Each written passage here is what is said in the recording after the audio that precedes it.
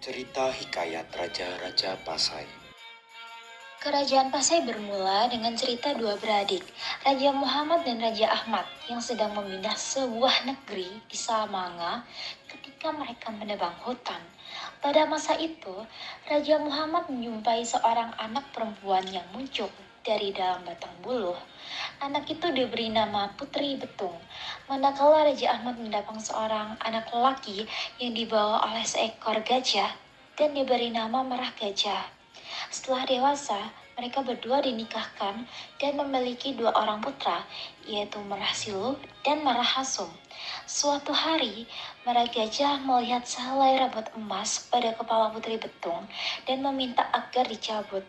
Walau istrinya menolak dan memberi amaran tentang kemungkinan penceraian, Merah Gajah tetap memaksa. Namun, Merah Gajah berkeras untuk menarik baliknya. Maka keluarlah darah putih dari kepala Putri Betung dan dia pun mati. Kejadian itu menyebabkan perang antara Raja Muhammad dan Raja Ahmad. Dan kedua-dua raja itu akhirnya meninggal dalam peperangan tersebut. Setelah perang berakhir, Marasilo dan Marhasut tersetuju untuk meninggalkan Samalala untuk mencari negeri lain. Mereka kemudian tiba di Berana, di mana Meorasilu menemui cacing belang-belang yang kemudian berubah menjadi emas dan perak. Dengan kekayaan itu, ia mengupah orang menangkap kerbau liar untuk dijinakkan. Tapi, kerjaan itu tidak disukai oleh Meurah Hasum, yang kemudian diusir oleh Meorasilu. Meorasilu kemudian tiba di Bukit Talang, ibu kota sebuah kerajaan yang diperintah oleh Megat Iskandar. Di sana, Meorasilu memperkenalkan atraksi adu ayam jago, yang menarik perhatian banyak orang dari negeri lain. Megat Iskandar sangat menyukai Meorasilu dan berunding dengan orang-orang besar untuk menobatkannya sebagai raja mereka. Namun, saudara Megat Iskandar, Malik al-Nasar tidak bersetuju, dan peperangan pun berlaku di antara keduanya, dengan Malik al-Nasar kalah. Setelah itu, Meorasilu membuka negeri baru bernama Samudra dan mengikut nama semut besar yang dijumpainya di sana. Setelah diislamkan, Meorasilu diberi gelar Sultan Malik al-Saleh. Seluruh rakyat Samudra kemudian memeluk agama Islam. Malik al-Saleh kemudiannya membuka sebuah kota bernama Pasai sebagai pelabuhan dagang, mengikut nama anjing kesayangannya yang menangkap seekor pelanduk ketika negeri baru saja dimulai.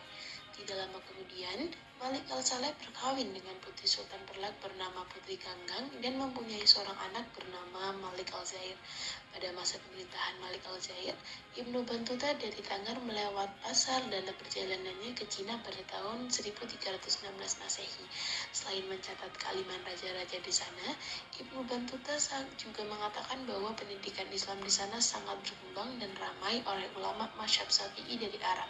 Bahkan cendekiawan Persia pun berdatangan untuk mengajar di negeri sana. Malik al-Zair pun kemudian digantikan oleh kedua putranya, yakni Malik al-Mahmud yang memerintah Samudra dan Malik al-Mansur yang memerintah Pasai.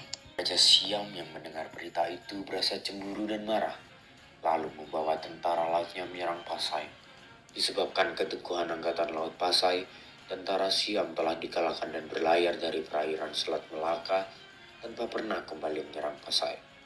Selepas serangan Siam, berlaku beberapa peristiwa yang mencemarkan nama baik kerajaan dan membawa kepada kejatuhan.